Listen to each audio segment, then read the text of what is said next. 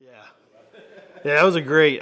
The New York trip was great. I was up there shooting Canada geese, so that was a lot of fun because we had some new landowners looking for some hunters. So it was the best of both worlds. Got to go up there, work a dog, shoot birds, and take care of that farmer's problem. So me and a few buddies, just went up there and hunted those birds for 3 or 4 days and came back. So I'm really humbled to be here today with all of you. I have never chased upland birds intentionally. I've been in the woods and ran across a few, but I've learned so much in just the last two presentations, Grayson and Wes. So I appreciate that.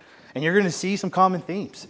Waterfowl hunting and working your dog, being a bird dog handler, dog handler, there's a lot of just common themes. Whether you're chasing a woodcock, a quail, or any of the 40 plus species of waterfowl, how you work a dog, how you think about working a dog is really consistent. So my goal here is to debunk a lot of like the pressures that waterfowl hunters get into, the ones I dealt with getting into duck and goose hunting, and walk you through kind of my journey. And I'm going to break this discussion up into kind of three parts, kind of like the before the hunt, the day of the hunt, and then kind of after the hunt. Like, what do you do with the birds? I do have QR codes throughout the whole presentation. I'm kind of like Wes in this sense. I'm kind of a PowerPoint nerd. So if you have a photo app on your phone, you can scan this on any of the slides and just save it on a tab on your phone and go check it out later. Because there's a lot of information I'm going to throw at you. And that's the next thing. Feel free to interrupt me. I talk fast. I am super passionate about going after waterfowl and working my retrievers. So if you have questions or you need me to go back and review something, just say, hey, look, G, I need you to go back, check this out. Here's my question. I'm very casual. So let's talk a little bit about who I am. So my name's Garrett Abbott Fry. I am a mechanical engineer by trade from NC State. I work for a company called Square D. They do like electrical manufacturing of components, breakers, distribution panels. And I work in their offer management organization for services. So that's what fuels everything you're about to see on my slides and my hunting. Recent new dad. I have a 2-month-old, a soon-to-be 2-month-old at the house right now. So this is my first all-day voyage away from the house since Colton was born. So I appreciate the opportunity for that, Jim. I have 2 golden retrievers. I have Thea, who I'll be demonstrating this afternoon with. She is going on 9 years, almost 10 years. That gray in her face this keeps me honest as I hunt. And then Whiskey, brand new pup. Both of these are top brass Goldens out of Illinois. Let's see, what else? I'm affiliated with these brands. You are going to see some plugs for them. So I just recently got connected with Now One Know Outdoors. I don't know how many of you guys have heard of them, but they're a goose hunting group out of the east, down east. And I've been hunting with Garrett Chappell for 3 or 4 years now.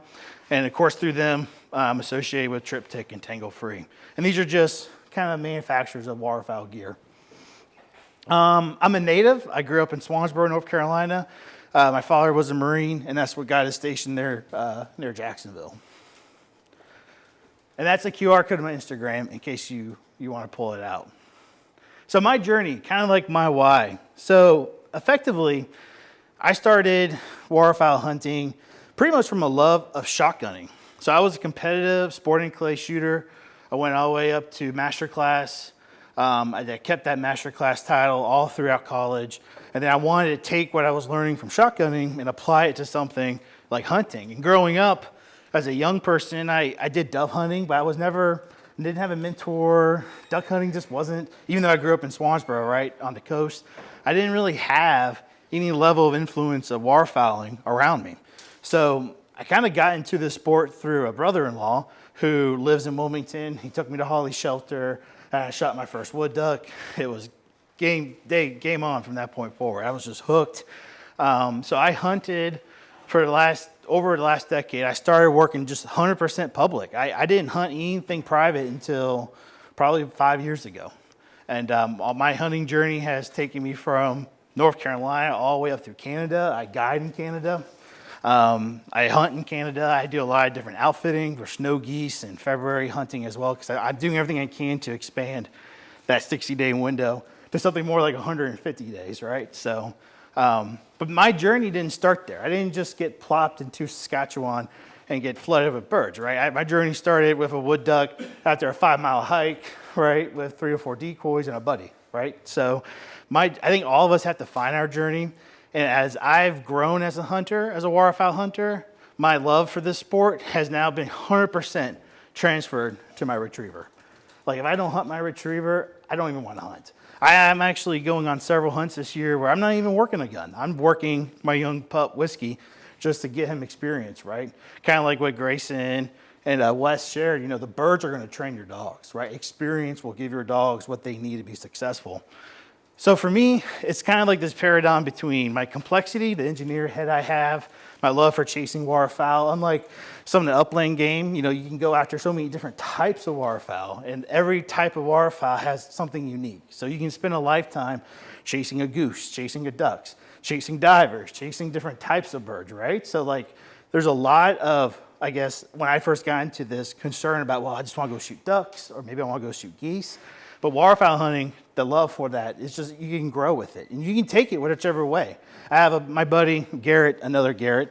He's a Canada goose guy, and I love him. But Canada goose is not high on my list, right? It's not good table fare. It's rough. But the hunting of it is phenomenal. I love hunting it. I love actually using dogs to work with them. The opportunity in our state to shoot Canada geese is phenomenal. So it's also opportunity, right? Kind of as I age as a hunter, my young years of traveling out west, going out to Missouri and Kansas, up to Saskatchewan, I'm slowly getting more close to home. And my 2-month-olds are going to force that, right? And then my joy of working dogs. So that's kind of like my why, and I kind of have some other things here, but effectively watching a dog in their element, do what they're designed to do, and then seeing the benefits of that is why I wake up and I go hunt. So let's talk about before the hunt. This is my first section. Where do you start? So I think waterfowl hunting is probably some of the most overwhelming information you can get for all the shotgunning sports and bird dog work you can do, right? It's been around, the heritage is deep, the history is deep, techniques are all across the map so different. You can spend years actually reading all the variations of what to do with waterfowl hunting, right? So I'm trying to simplify this because this was a hurdle for me when I first started, right? Because this isn't, out of the Eastern Atlantic Flyway. North Carolina has a great duck hunting history, but population is kind of like the themes we heard earlier, right? It's somewhat challenging depending on where you are, right? So where do you start? Success starts, in my mind, with education. Where do you go to get educated and get information? So I have some publications here and some societies. I'm not going to run through all of these, but effectively, it's a combination of reading through materials and just taking the time to learn. There's so much to this, so much information that we're throwing at you guys here today. The hardest thing to take away from this is how to go be successful with that information, right? And so when I first started, I didn't have that mentor. I just went. I shot that one wood duck in a random swamp in Holly Sheltered. I now then started patterning wood ducks. I started going after more birds. Then I realized I can get into teal, get into geese, and it's literally have exploded.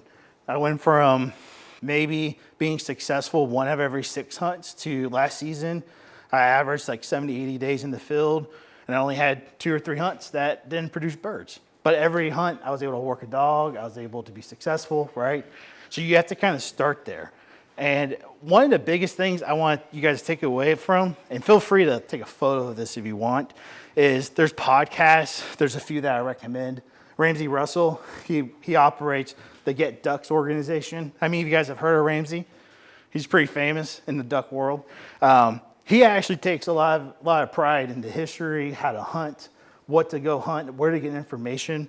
There's a lot of great information, but for every piece of good information, there's probably a conflicting piece. So take this slide as kind of like where to start and kind of help yourself navigate.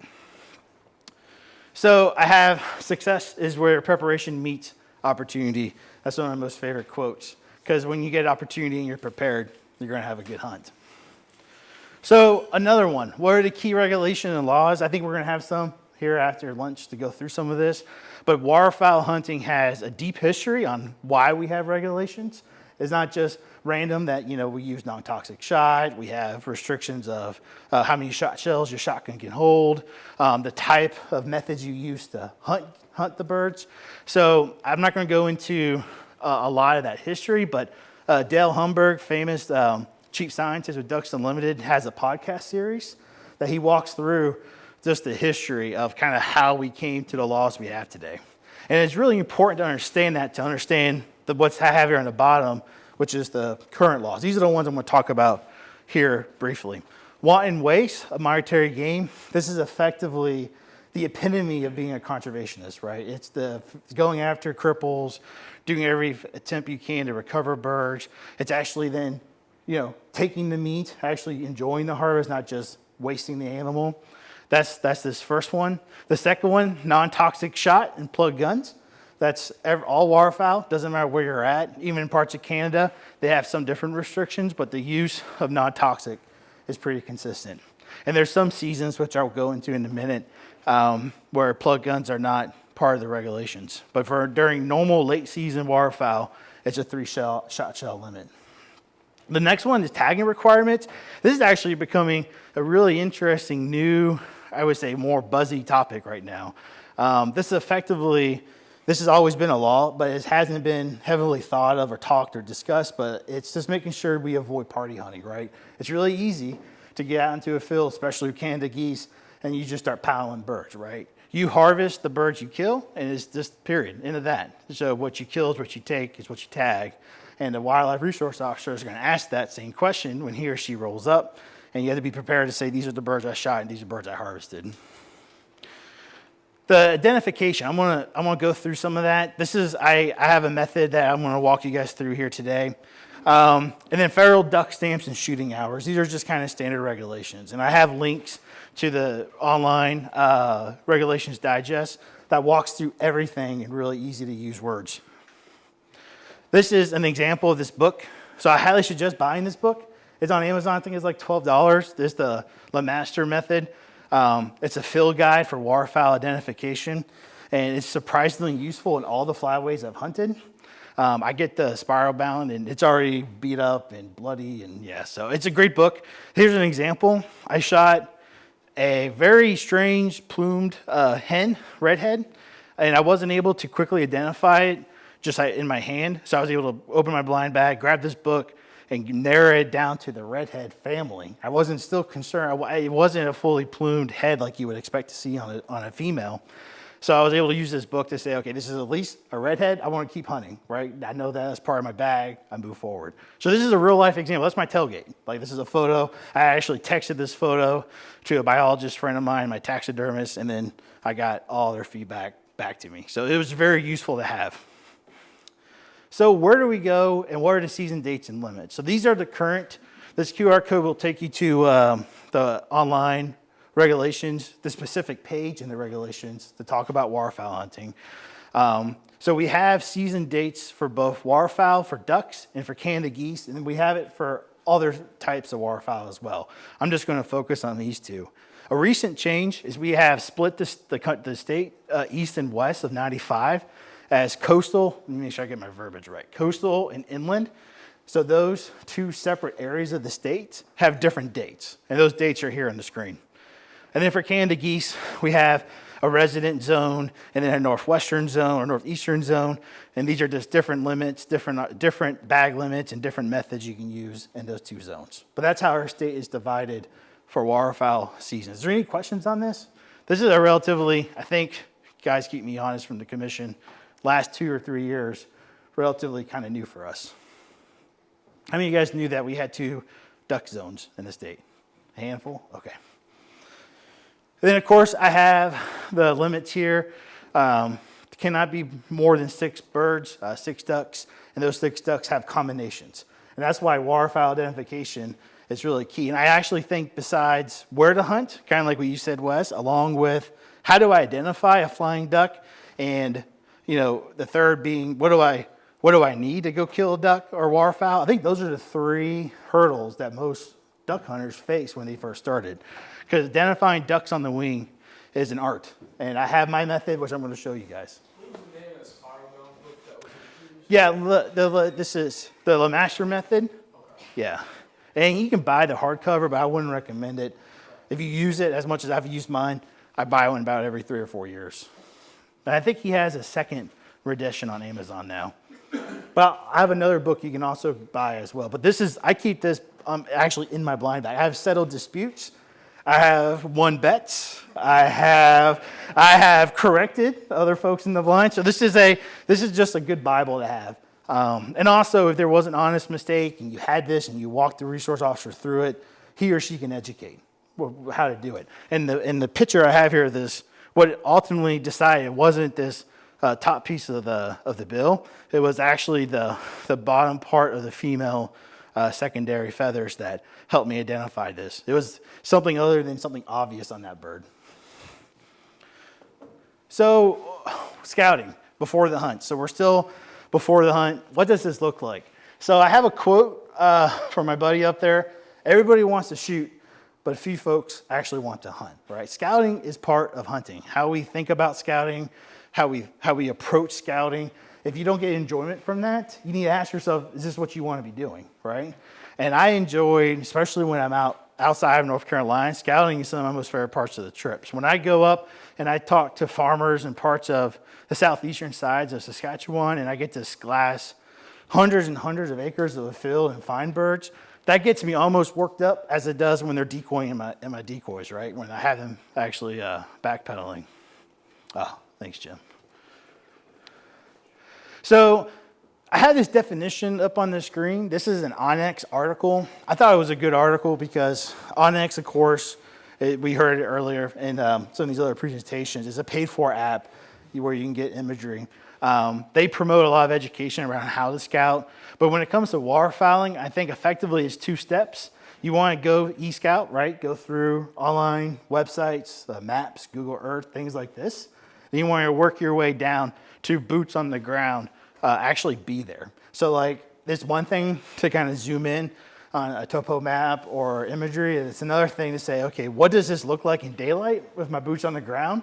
And how does that work, right? Because you can be surprised. What you might think what it looked like in daylight looks 100% different at 4 a.m. with really bad coffee in you, right? So this is a key indicator. And especially when I'm guiding, I like to have this kind of nailed down because the last thing you want is a client to come with you, right? And it's like, oh, we're fumbling around. Which way do we want to head, right? And also it's the same if you're working a new pup going after ducks or waterfowl.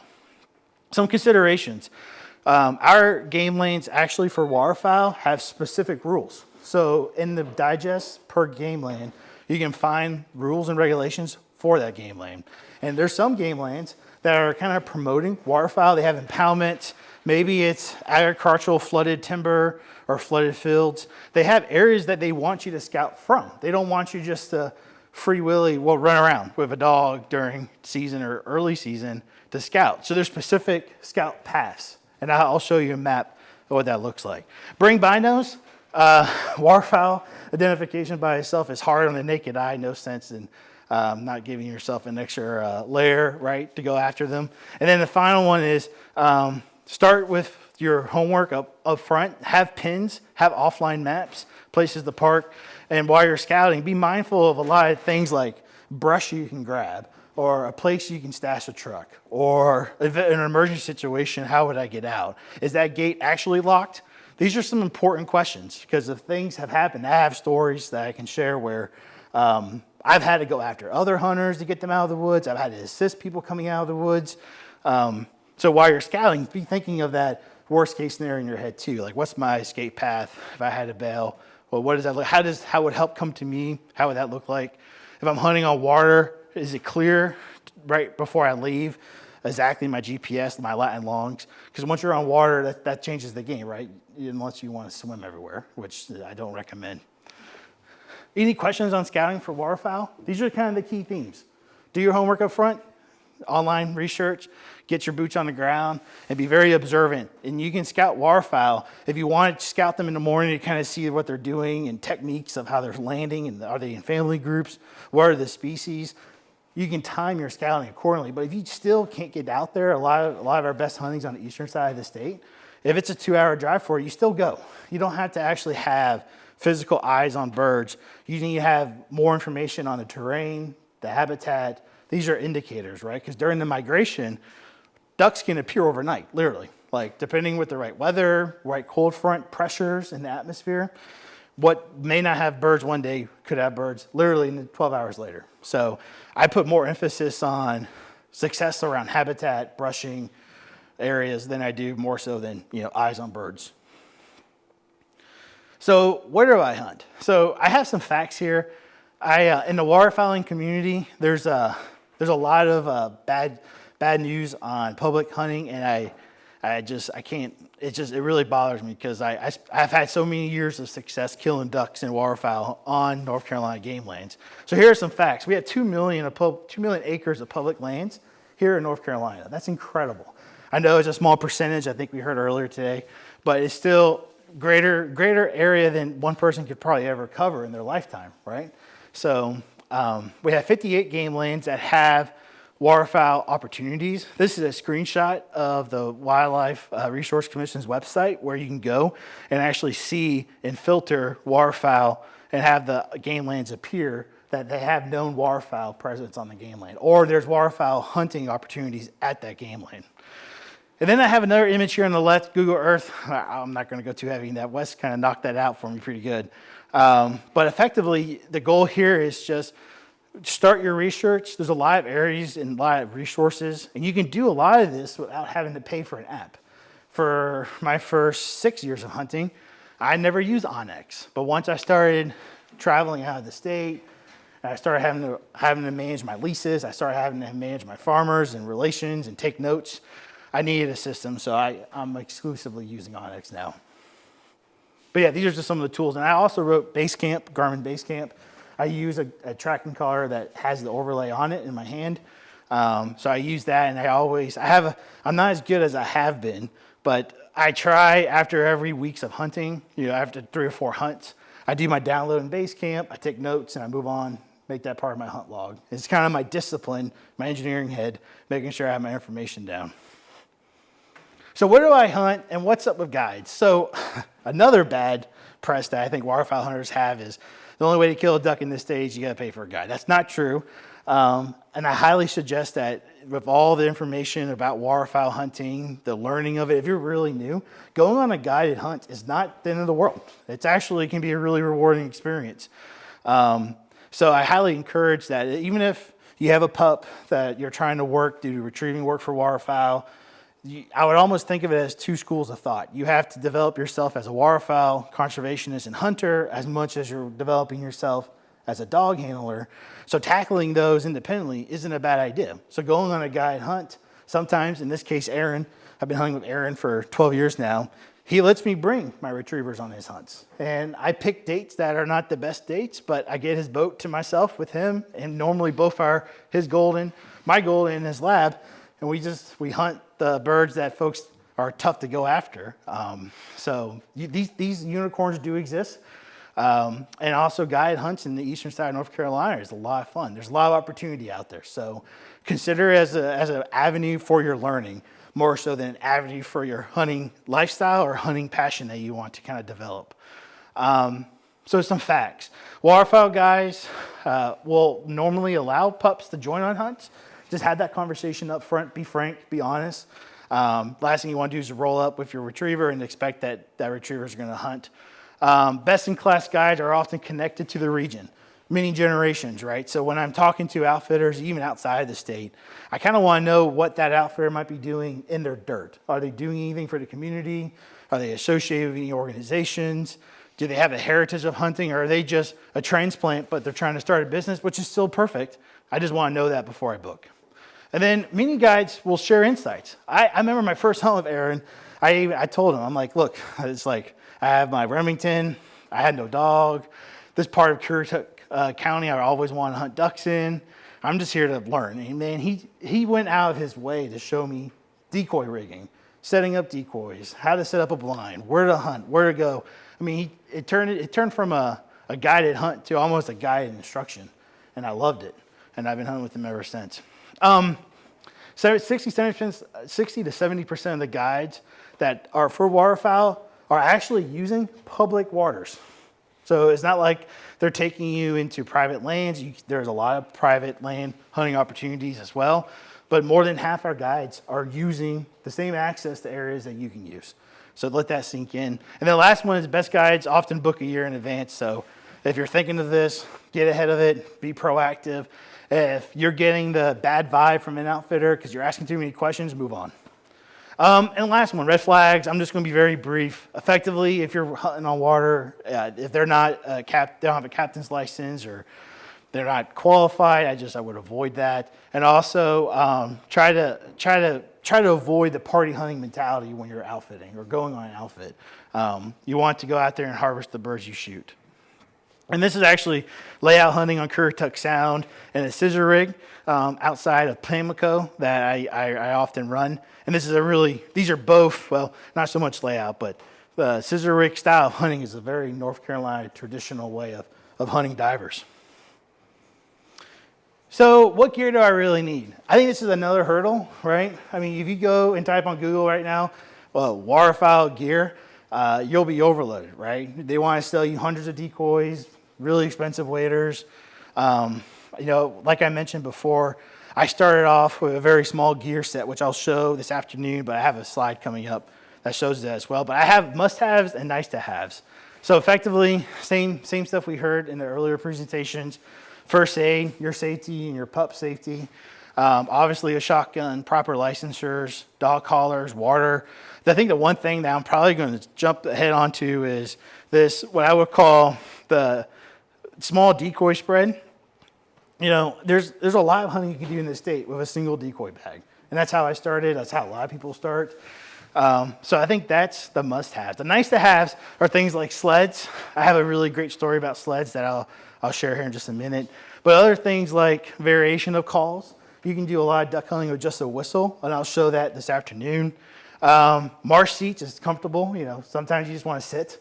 Dog blinds, portable blinds. So these are kind of how I view it. I was torn about the sled. I feel like sleds should be in the must-haves, but theoretically you can hike it in on your back, and that's what a lot of folks do. But after you buy your first sled, you'll live in your truck during duck season. My funny story: first time I took my sled out, I was in Texas Plantation before it was public land.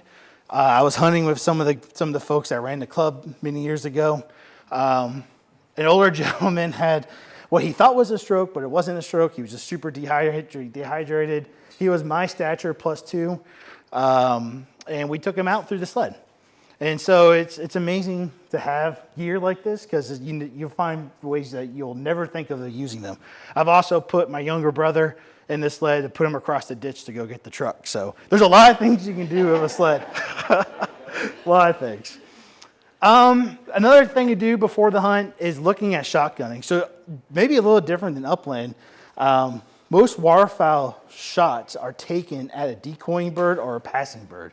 When you first start, majority of your shooting will be way further than it needs to be. You'll learn over time kind of that sweet spot with your capabilities, but it's going to be a passing shot.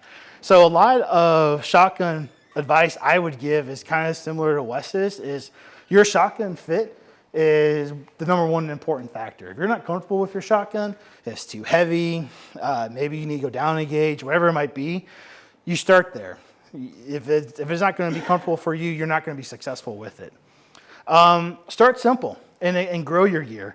You don't have to go to Cabela's or something and buy a $2,000 waterfowl shotgun right away, but you can expand, you can grow with it, right? So there's a lot of great firearms. I have a few on the slide, but start simple. Figure out where your comfort level is and start there and work your way into other things. So from a shotgun guidance, those are my key. I wrote a semi-automatic. I suggest, in my professional shooting, before waterfowl hunting, when it comes to pumps, semis, over and unders, side-by-sides for waterfowling, the less you have to think when operating the weapon, you're going to have more success. I often think, too, as early hunters, even that third shell, even though you can get that with a pump action, a semi-automatic gives you that chance just to take the third shot just a little bit quicker, which will allow you probably to get on a bird a little bit faster. So I suggest, this is controversial, but I suggest starting out with a semi regardless of your gauge for that reason. And the second reason I suggest it is there's a lot of opportunities jump hunting when you're using decoy spread, you're just in the game lanes kind of looking for birds. Having that third shell might make or break the only group of birds you may see that day. Ammo guidance. For your first bullet, you have to pattern. I could spend hours talking about patterning shotguns, ammo velocities, and types. But if you don't pattern the ammo you plan on shooting with your shotgun, you're going to be very unsuccessful.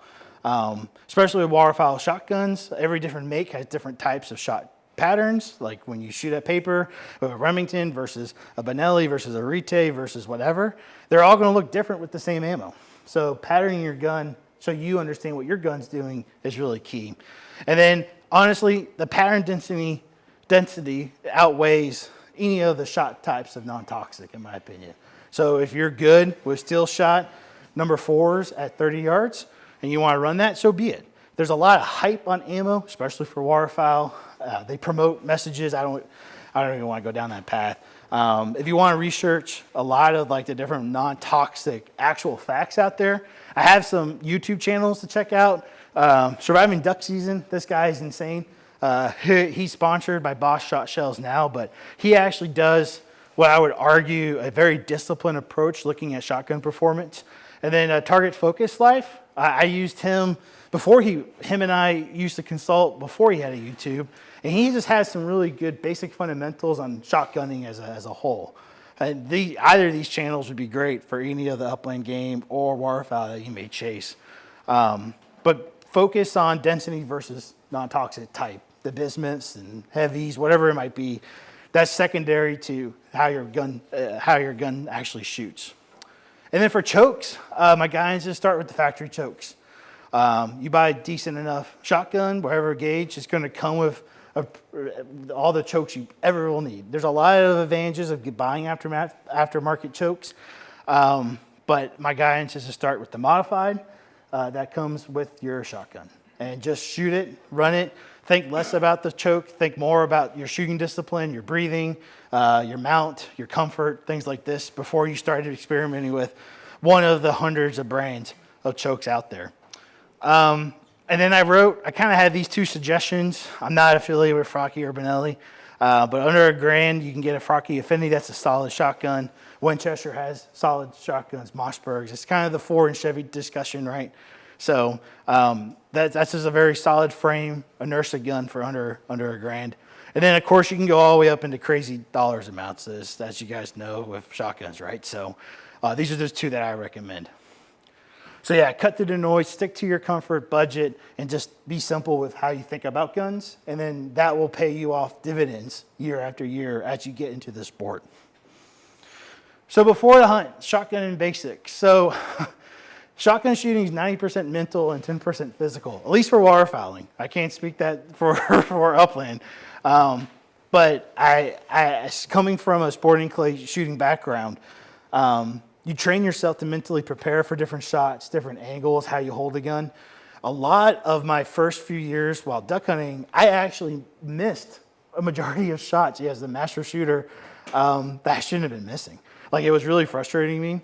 And the reason why was I was just thinking too much. I would pull the gun up and my brain went into physics versus my brain pulling up thinking of, I need to watch the bird, not the bead, right? So like, these aren't static targets. Like the geese, waterfowl, they do some wild stuff when they're actually inside a gun range. So some of the basics, and I'll show you guys when we're at the truck, how to mount, how to hold. There's 2 or 3 things you can do just with an empty unloaded gun in your house that will increase your odds significantly of killing waterfowl if you just practice those as often as you can. The last thing I'm going to leave you with on this shotgun basics and mounting is there's a tendency to shoot a shotgun as a rifle. You have to break that. There's a lot of discussions on, do you leave eyes open? Do you close eyes?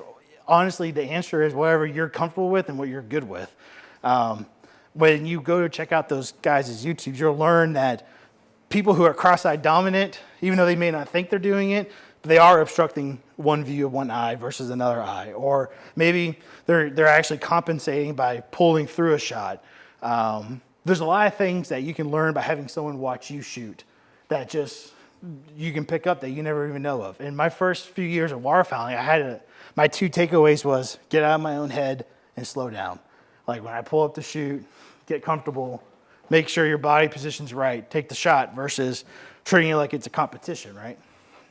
But any questions on shotgunning basics, ammo chokes. I mean, it's kind of an injustice to have it only on 1.5 slides, but there's a lot. You could spend a whole evening, whole days going through this. Yeah. This is obviously rookie question. Nope, not at all. Where do you load the gun and take the safety off? Is it like when the bird flies? So it honestly, your safety should always be on, right? Your gun, you should, when you're waterfowl hunting, your gun's loaded, right? But like obviously at the instant you shoot it, it's loaded and the safety's off. So like, Yes. do you do that like after the bird flies or like? Once you feel like you're about to take the shot, you turn off the safety. Okay. And You load it. you load it, you start loaded, and then you reload after the shooting's done. Normally, waterfowl hunting, unless you're like in a tornado, which is just, I have videos of snow geese. It's just wild. But anyways, most waterfowl hunting, your first volley, you're done. You have a moment to reload, and you keep your barrel in the safe direction. You reload, and your guns go put back on safety. So you're going to load once you get to the blind. Yes. Oh, okay. Yeah, you do not. You're not actually. It's actually I don't know if it's a law. I don't know if it's a regulation, but most game lands you can't walk back to your vehicle with a loaded gun for waterfowl. Yeah. I just wasn't sure if you're like sitting in the blind with an unloaded gun and then No, flying in and then you. that would stress you out. No, you don't have time for that. No, and one other thing I suggest too is it's really good. Gun safety with waterfowl hunting is probably even more significant of a topic because instead of being static, you're standing, walking, barrel control, figure discipline. When you're waterfowl hunting, there's a lot of things happening, especially if you're working a dog. That's why my earlier comment about considering a guide or going out by yourself. I mean, I spent many years hunting as a solo hunter with no dog, and I think that made me a better dog handler because instead of me thinking, oh gosh, how do I operate a gun or how do I decoy, how do I call, I had most of that okay, and I could work on working Thea, right, versus working myself. So, but yeah, and then the last comment on that is, and we'll get into when we talk about first aid, there's a lot of reactionary shooting in waterfowl. A lot of shooting and successful duck hunts or geese hunts start with sound. They don't start with a visual understanding of the target. My biggest thing I picked up over the years in Saskatchewan was the discipline of not moving my head when birds fly. Like if you stay static and you look at something and you let something move, you'll pick it up better than if you move your head. And then the sound they make. So like I've gotten to a point where my older dog also, not my young dog, where my weapon's safe, and then when I pull it up to shoot, I pull it up to shoot, and I hear the bird, and then I actually then pull on the bird, versus waiting to see the bird, stand up, get comfortable, aim, and shoot. It doesn't work that way. So you have to be careful of that. And I'll go over more too if you're interested. If any of you are interested, I'll walk through all that basics when we go to the demo. Yes. And if I can just add one thing there, obviously unlike hunting other species where you can load a firearms magazine as much as it can take, by federal law, 3 shots only. That's right. That's absolutely right. I had a quick question. Yes, please. This is also a beginner question, but where do you go? Where would you go to like pattern your shotgun? Most sporting clay ranges have it. What I suggest you do, I'm a member of 3 or 4 ranges. All of my ranges that I'm a member of, you can go there when they open for the first hour, normally on a Saturday or a Sunday, and they have a board or a hay bale or something. And you go to Amazon and just buy the roll of cardboard paper and a Sharpie. And the first dozen shots you take, you're just looking at where your shot patterning density looks like, and then you're thinking about range. And then you're making sure your guns fit and right. That's why I actually picked this picture specifically because this gentleman has great discipline of his head positioning. And also, I don't prefer I'll get into more about this picture later, but that's where you go. Sporting clay ranges, some rifle ranges as well. So I actually know in Raleigh, there's 2 rifle ranges. They don't have clays, but they'll let you go there to pattern a shotgun at their rifle range. You're just doing like a bench. What are they? What are they? Which shops are they? The high precision rifle out of Garner, and then Fuquay gun.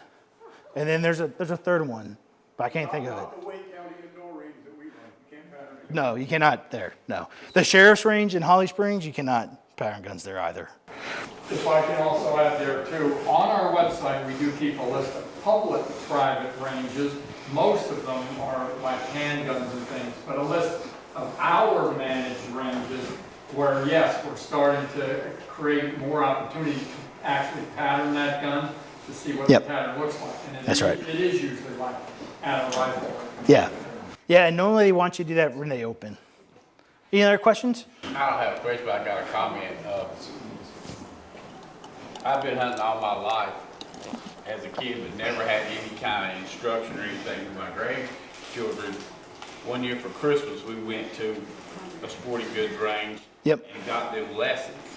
And the first thing he did was the guy took them out, patted their gun, we went to the range, and that's been 5 years ago. We do it every year. Yeah. I mean, they love it. Yep. You know, and it's, yeah, and I'll be It's a honest ball. with you, the first time, you know, I didn't even shoot. I was just with them and they were going through it, and I learned a lot Yeah. just by, And just like what we heard, I think West's opening slide, right? You learn a lot, but it's also what you, best parts of what you're learning, you can make it your own. Like I'm going to show whoever joins me this afternoon, I'll show the 4 or 5 techniques of just holding an unloaded gun that I learned through coursework, or through my master class of shooting. And it's amazing how much you can pick up by just watching. So, and effectively that's waterfowl hunting to the T. Watching birds, decoying, gears, all that. So, all right, so I want to move on to dog handling expectations. So I still before the hunt, and I am close on time, but I'll do the best I can. But how do I prepare my retriever? I wrote kind of this, I don't know if it's my comment or my quote, but I believe strongly passionate that dog handling is as much as training the person as it is training the dog. And when you're around people who aren't dog folks or they're not dog friendly, it's really obvious, right? Like someone who walks up to a dog and it's jumpy and they're putting their hands like this. That's come on, that's just an invitation, right? So I think training the person is equally, if not more important than training the dog. You buy a good dog, you get a good dog, and you go out there and you give them experiences. Your mental discipline, your mental space matters more than that dog's ability to actually find a bird. So I have these questions, and I used to only have 4 questions, and then when I was doing this slide, I ended up adding more questions. But effectively, the first one is, am I ready? Is my retriever actually ready to hunt? Is this the best situation for my pup? That's the very first question. Am I ready? That's a really kind of serious question. Are you mentally ready? Is this a good day for you to hunt? Is your dog actually ready to hunt? Are you hunting to hunt? You know, is there a difference between hunting for experience versus going on an actual game day like hunt, where maybe you're hunting with people? That's just the very first question I ask. And if the answer is no, that's not a disqualifier. It's just be mindful of that. Go into the situation knowing that. The second is, what does success look like? Is it a pile of birds? Is it my dog bringing back that one bird? Is it recovering a cripple?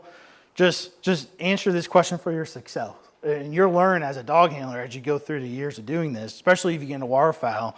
That's going to look a lot different as you mature as a dog handler. For me, I think of birds that I gave up on that my dogs recovered. I can tell you every one from last season out of those 70 days. The third one is, what's my plan if my retriever needs medical attention? For the sake of time, I'll save my 2 horror stories.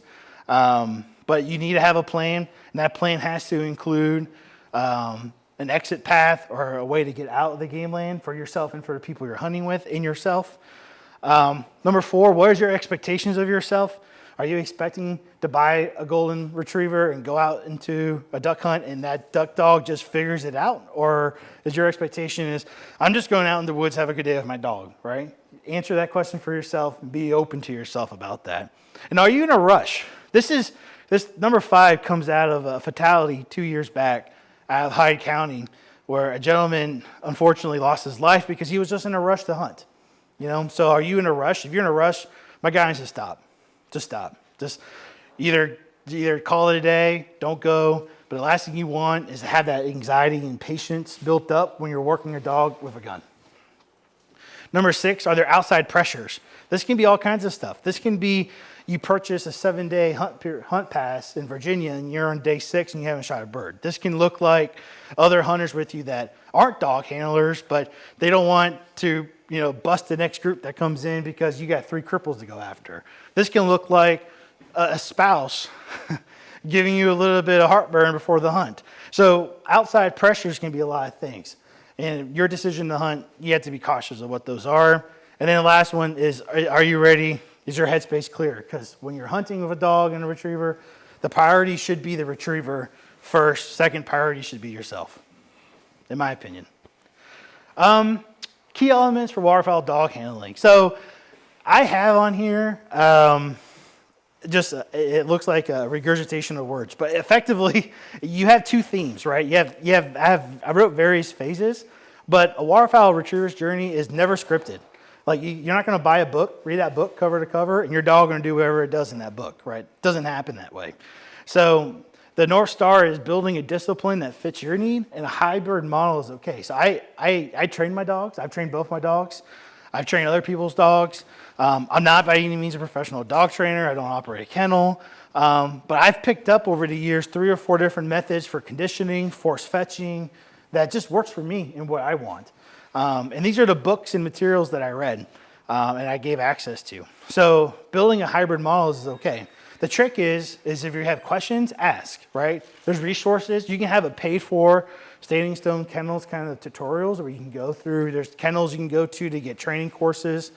But when you walk away from those people and places for information, build your own process that makes sense. So I think there's 3 phases to any retriever. I don't know how much this aligns with upland, but the first one's puppy. That's pretty consistent, right? Breaking all the basic welcoming home of a puppy, things like that. My favorite is the playlist on standing stones for a sprig. For some reason, those videos are just well done.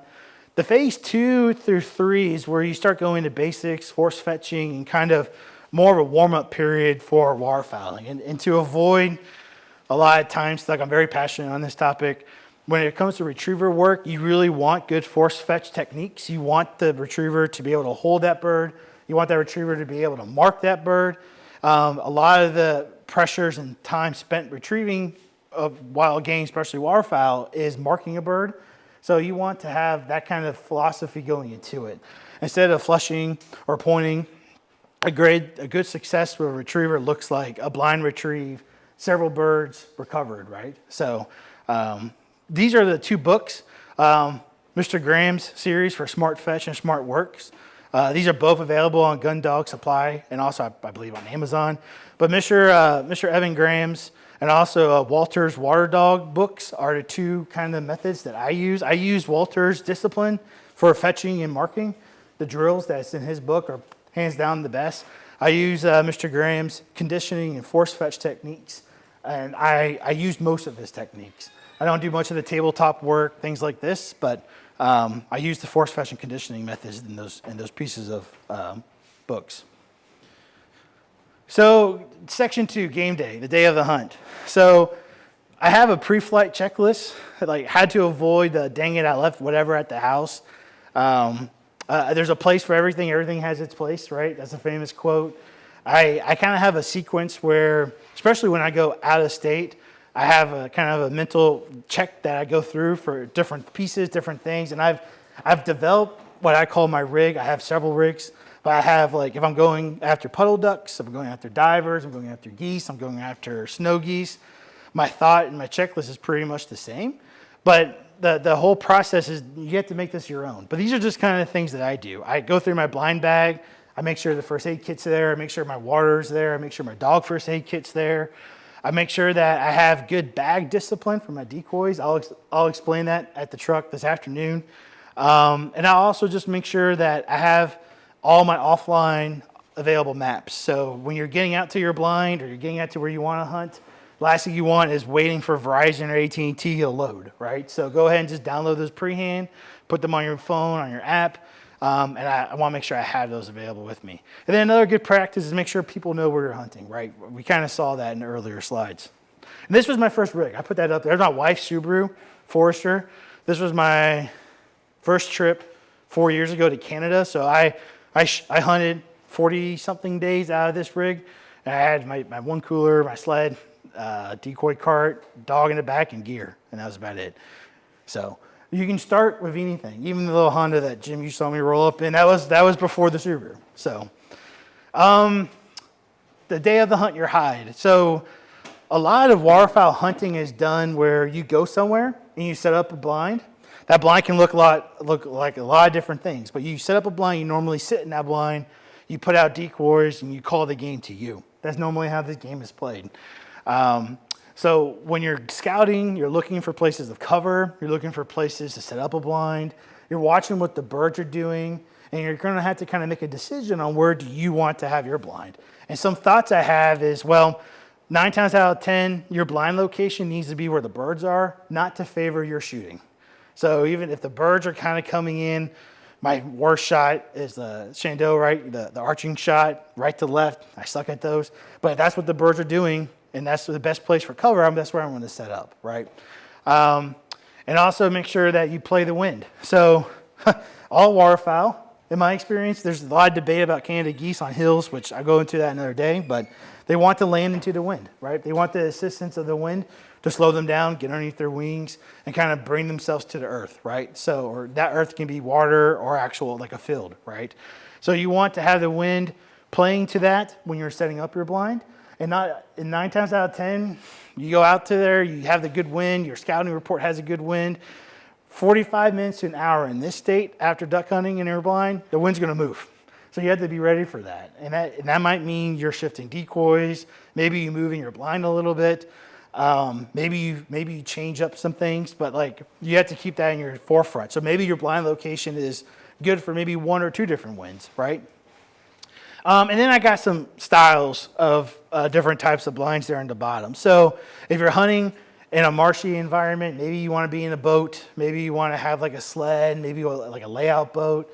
But if you're most hunting you can do on our game lands, you can be very successful with leaning against a tree or setting up near a bush in a game land or being on the edge of an impoundment, right?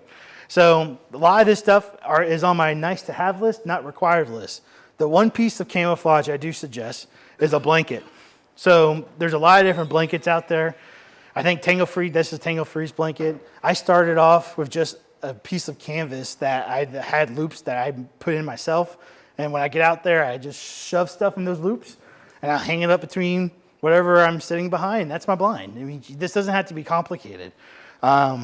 So what's nice with coming out with something like this is you can prepare this in advance. So like if your scouting report says there's a lot of dog fennel, that nasty green weed, you can prep a blanket with that kind of cover and take it with you and save you some time when it's dark 30 and you're potentially in water, right?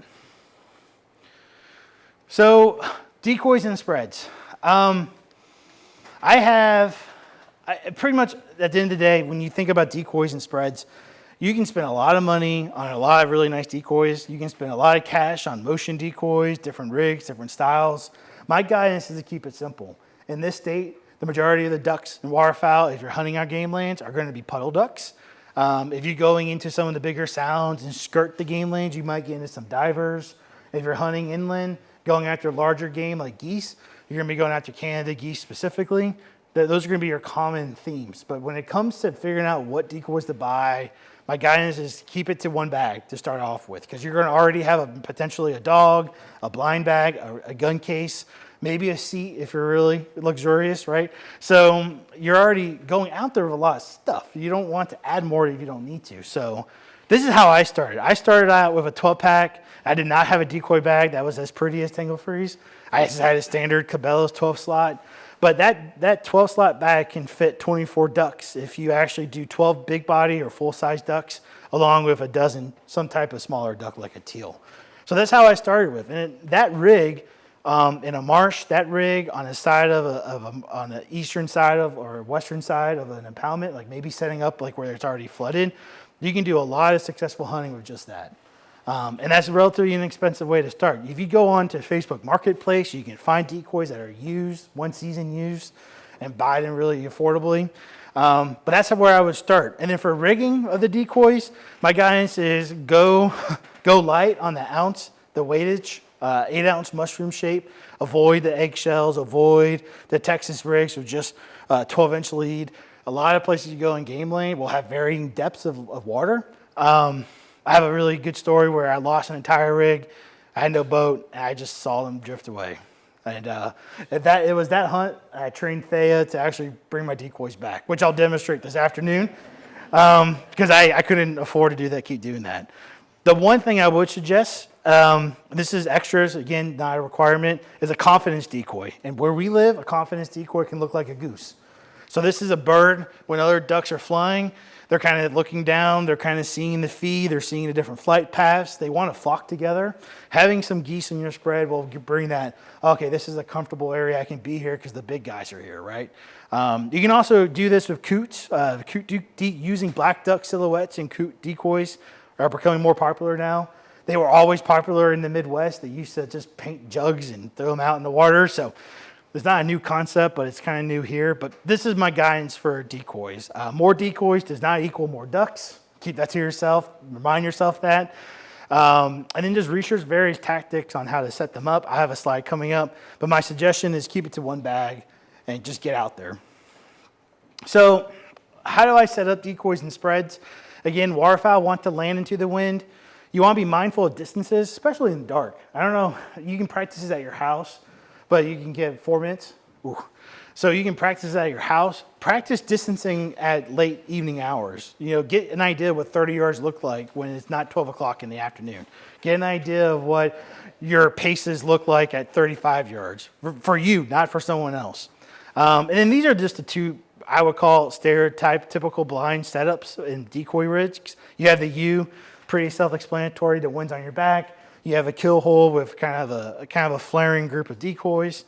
You have a J, same concept of a long trail. This is a good setup if you're shooting teal or birds that want to be lower to the water column.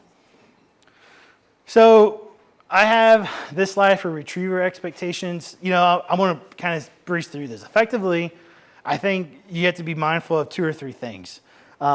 Waterfowl retrieving is almost as important to give them experience retrieving birds, the act of actually retrieving a dead bird, as it is you hunting that said bird. So if you down a bird and it's just hot and heavy, you have to have the discipline to say, okay, I need my dog to be successful on that first bird I already got down. You can be really quick to get ahead of yourself. So being patient in the field is my key point to be mindful of. The last thing I want to go through, and I'll stop here for today, is identification for waterfowl. So like I mentioned earlier, I use a combination of the Lee Masher methods, which is that pamphlet, and then Bob Hines' method for identifying birds of the wing. So effectively, you have sight, elevation, and silhouette and sound. When you're hunting waterfowl, you can actually hear differences in species in the sounds they make, right? The same way a woodcock and a quail makes a unique sound. Pintail, wood ducks, different types of gadwalls, gray ducks, they all sound different. In the early hours of the morning, that sound is going to be your best weapon. Sight, color areas, and contrast. I'll go through that in just a minute. You know, birds have different types of lines when they fly, and I have some examples here. Elevation, where are they actually flying? Are they flying low to the water super fast like rockets, like maybe like their teal? Or are they soaring high and making big, wide flight movements? These can tell you roughly narrow your species down, 40-something species down to a handful just by where they're flying. And then the silhouettes. So what are you seeing? Are you seeing a color contrast of their breasts versus their underwing? Are you looking at head color, maybe a reflection of some different light on their head? These are all things you can see to kind of help yourself. So I have here pintail, mallard, and of course our state wood duck, right? When you look at pintails, they have this long kind of almost linear line that goes through their whole cavity. So when they fly, they often fly like this. Even the moments before they decoy, they kind of have this long, kind of very elegant straight line going from the tip of their bill to the tip of their actual sprig. The other indicator that pintails do, which is unique to mallards and also some other species, they have a head tilt. So on a banking shot, a lot of their heads will actually tilt down because they're actually surveying where they want to land. But they have this kind of what I call the kind of straight line kind of head shape. Mallard, another popular duck, they kind of have a similar, but they're more refined. Their neck structure when they're landing, when they're flying, has a little of a bend, and then you can see some of their tail feathers actually on the back. So when you see a mallard fly by beyond the obvious green head, you can kind of tell that there's something happening that's different versus maybe a higher flying duck like a pintail. And then the wood duck, this is the last one. Oh, I forgot to also mention the contrasting colors between the brown breast feathers and the under white belly, right? That's very noticeable at yardage when they're flying. Wood ducks, When they're in flight, that beautiful part of the back of their head is actually down because they're flying. But they have this really abrupt, almost kind of like a bump that goes straight up to their forehead. Very different head shape compared to these other puddle ducks, right? They have a long, kind of narrow bill. So the other piece that I want to show you guys, I'll skip that one, is calling tactics. I'll save you guys these fun sounds. But effectively, when it comes to duck calling, the fundamental is to call what you're hearing versus what you think they want to hear from you. And for your first several hunts, if the only duck call you have is a drake whistle or a duck whistle, you're going to be very successful. You can make a grunt noise, kind of a humming noise. I'll demonstrate all of this afternoon if you really want to hear duck calls. I'm not the best. But the mallard whistle and the duck whistle is where I would start. There's no different than blowing into a whistle that you use for your pups, right? ABC, Alvin, he has a really great whistle. He's a local, he's a North Carolina call maker. I have a few others here. But you can also just get them from Cabela's as well. And all you do is you hold it, you put your finger inside, and you do like little puffs from your stomach. And then the basic quack and greeting call. These are just, if I were to click on those, you would distinctly hear those as, oh, those are obviously ducks, right? And just like anything in waterfowl, there's guys that are rolling out there with 40 calls in their lanyard, right? You don't have to be that person. You know, you can be that person with just a whistle and some kind of dispatching tool that's on you. You can be really successful with just that in this state. And I think, Jim, let me make sure. There you go. The last thing I want to talk about is just the harvest.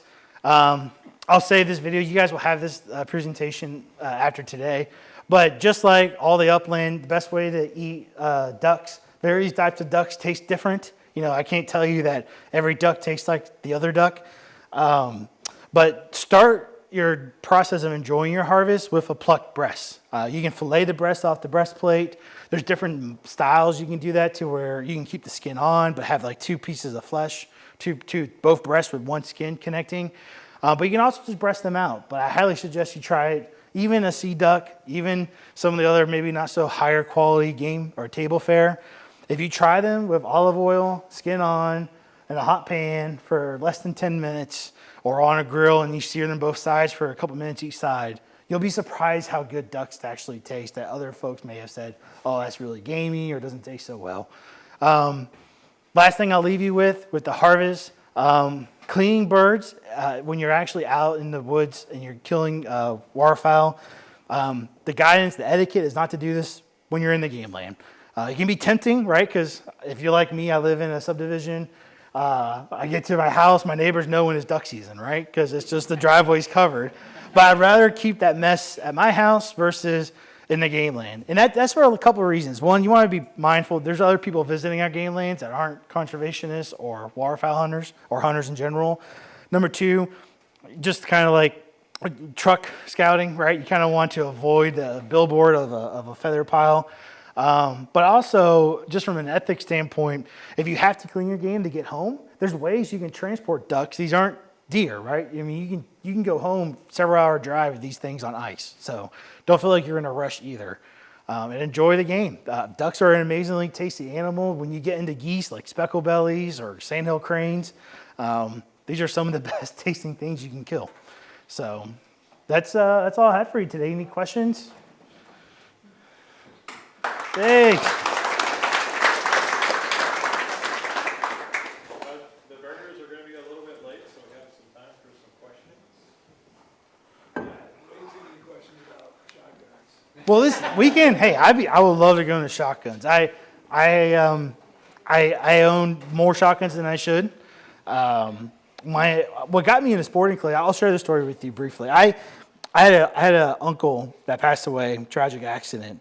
My aunt gave me two shotguns. It was a Remington 1187 semi-automatic special edition, super heavy Barley Remington gas gun, and then a Smith & Wesson shotgun that doesn't have much. I didn't really use much, but that gun was fully choked for deer hunting.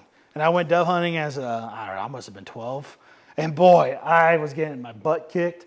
I was going out there shooting doves, and it's like everyone's making fun. It was really embarrassing because like I was shooting super tight, super long. It was like a 30-inch barrel on that shotgun, and I was missing it. I went to Camp Lejeune Skeet Range before the McIntyre Range was built, and those old guys out there showed me what was wrong. They literally took the choke out, and that opened the doors for shotgunning, and I took that for many years. But shotguns are not complicated. What you think of them, how you approach them with chokes, how you approach them with ammo, that's where people start again thinking too much, too heavy, especially if your intention is hunting. So, but yeah, Grayson, I'll take any question you got on shotguns. So, with the modern loads, specifically Bismarck, Yes. I've been running 60 for like across the board. And Yep. I'm feeling like, I'm wondering ethically, like I've had no problem with wood ducks, but I've been hesitant to, and with closer wood ducks. Yeah. Hesitant to just take that load out to the blind and maybe do some bigger ducks. Yeah, so Bismuth has, if you look on the table, right, it's right there beside lead. It's what, 2 away from steel. It's an effective load. It has high energy density delivered at range, right? I've had great success with Bismuth number 6 shooting sea ducks. And so, again, kind of my philosophy is, my goal of my game now is to kill all the 41 species of waterfowl. I'm down to 13, and to use every gauge. And I've been shooting 410s and 28s at sea ducks for the last few years, and I've had great success with number 7's bismuth copper plated. Great round. Yeah. The trick is, a lot of people think they can go to Cabela's, buy a bismuth box of ammo, go to the duck blind and shoot it, just like they were practicing with lead, practicing with steel, and that's never going to work out well because pattern's different. It hits your barrel different. The choke does different things to it, and that's why the surviving duck season guy, he has like a high-speed camera. He has several video series about he breaks apart bismuth versus heavy versus tungsten versus TSS, and he does a really good job. If you're that interested in that much information, he does a really good job walking through it. I've been fortunate enough to where I started out with steel shot because that's all I could afford. That's all I had access to. And then once I got into doing dog work, I realized quickly, thinking too hard about the cost per shell when I'm working a dog, those don't go hand in hand. Like, just forget about what you spend. Buy ammo that works, that's effective, that you are comfortable with, because that means more dead birds on the ground. I feel like I get really good patterns out of those lower Yeah. sizes. Yep. And They're deadly. you're getting stuff on there. This goose season is currently on for North Carolina, and I've been shooting during the September goose season. You can shoot extended tubes, you can shoot e-calls, you can use e-callers, and I've gone on about a dozen hunts already. And I've been running my 12 gauge Benelli with nothing but number 8s, Boss number 8s, and 30, 45 yards on early season honkers, no issue. Can I throw something in there while Please. you guys are talking, just for folks that are newer, that you guys are very accomplished shotgunners? And those might not be loads for folks that are. Correct. Agreed. I totally agree. Just so people don't go buying 6s and 8s for No. geese and. No, my suggested shot, if my suggested shot in shell for all new duck hunters is a 3-inch, not a 3-inch shell, that's shooting a steel shot number 4. You can do a lot of damage with a number 4 steel shot. And what's beautiful about number 4 steel versus 7.5 target loads, your density patterns are going to look pretty consistent and have a modified choke. So if you stay consistent on practicing with lead, with a modified choke, and then you step into the steel with a modified, your pattern's going to get a little bit tighter because you're shooting something other than lead. But that number 4 steel shot has a very similar density of kill power. And you can also, some sporting clay ranges, I know the two at Rose Hill near east of Nightdale, they actually don't mind you shooting steel shot on their range. They prefer it because they have pastures and creeks. So I've actually shot sporting clay courses with my duck loads when I was first starting. Because I was nervous. I was missing so many easy shots. I was like, what the hell is going on with me? I should be smoking these things. And I took several boxes out, and I realized what I was doing wrong. So There was a gun safety question I was thinking about earlier too. And in the waterfowl hunting, you're usually static, and so having that gun loaded and one I'd say when you're prepping to shoot is coop and save. Yeah. When I'm hunting with a party and I'm hunting birds, upland birds, I always like to be able to visualize whoever's, and this is specifically guiding. I ask folks if you've got a breech load weapon to have your action broken. And if you're carrying a semi-auto, to flag it with a shell in there. So what you do is just kind of pull your bolt back in your action and just stick a shell in there sideways. And that way you just know when you look around at the part you're hunting with, if you're out Yeah. looking, it's really hard to go all day, traverse kind of tough terrain issues and be completely aware of your muzzle at all times. And so it's going to happen, some muzzle flagging. Hopefully Yeah. it doesn't, but it's always nice to know that if it does, you can look and see that action and that person's weapon is safe. And so that's always, I think it's just not, it's a nice courteous thing to do when you're hunting with folks. In similar thought with waterfowl, keeping the barrel in the good direction. Maybe it's not physically, you can't tell if that gun's loaded or not, but having the barrel in a safe direction is key. And where you lean your gun against is also key. And just some pro tips for safety. Deer stand hunters, folks, deer hunt out of deer stands, you can buy these screw-in hooks. And just screw those into a branch if you're standing beside one. You can buy slings that you can hang off of hooks. I'll openly say in front of the commission folks, there are public blinds. I'll notch the 2x4. So my barrel rests right there on the 2x4, right? So you can also do things with your environment to make your gun safe. And then ultimately, if you're hunting with folks, even especially like with the 910 crew, that we sometimes have 8, maybe 10 hunters with us on a big goose feed. Working a dog in that situation is very different, right? You have to have a gun talk. We go through safety. Person who's working the dog, we have a rule. It's I'm only one taking cripple shots if my dog's out. Everyone else's guns are up. So it's discipline too, right? So, and waterfowl hunting, I've had clients, especially clients in Canada, where they fly in with their guns and they forget to like practice that kind of stuff. And just reminding folks is not a bad idea either, and it's not disrespectful to remind folks. It's one thing I see a lot of, because I train dogs with the upland stuff, is it's easy to get in the habit when we've been in that kind of preserve bird mode, to start looking for the bird on the ground and kicking around and getting that thing out. And when we're on wild birds, just for being surely effective, for me personally, if I start looking for the bird on the ground, even if I see it, and I flush it, I'm rarely as effective as if I just go in there, kind of eyes to the horizon, Yes. ready to go, get the bird up, and not be scouring the ground That's right. the whole time. Plus, I think it helps you be safe because your mind's not on what you're looking at. You just got your gun at port arms, whatever, mount as the bird comes up. And then, for me, in terms of like the safety, I like to keep an eye until I know I'm coming. It helps to practice getting your safety off that. Yeah, it does. It does. Yeah, and I used to start my duck hunting when I first started out. I used to like walk around ready, right? If I'm in a marsh or sitting in my chair, ready. And you're going to learn fast after hours of doing that. Your arms are going to get tired. So I think the biggest thing, especially kind of similar to what you said, Grayson, with waterfowl would be a lot of waterfowl want to work your decoys. Let them work. Be patient. Don't feel like you have to take the shot because it's a faraway shot. A lot of opportunity happens in waterfowl hunting that's split second at 20 yards, right? So being ready for that's key in a safe way. To let them swing. Yes. That took me a long time to figure out that those ducks will pass and the sky blast them.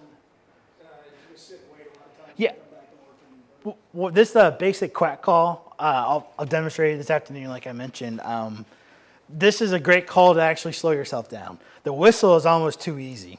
So one of the things with duck calling that a lot of folks, especially when I take new folks out on a guided hunt, I actually encourage a little bit of calling, even if they're really bad. I don't tell them that, but I tell them that because calling is something that typically takes both of your hands. Your mind transfers thinking about shot planes and safety of shot to something that you're messing with your hand. I mean, it's very instinctual to duck call, hold a duck call, not necessarily blow a duck call, but what I do is I have a whole course that I do for calling waterfowl. But this basic quack and the greeting call, I often have new people try to practice that when they're hunting to slow them down.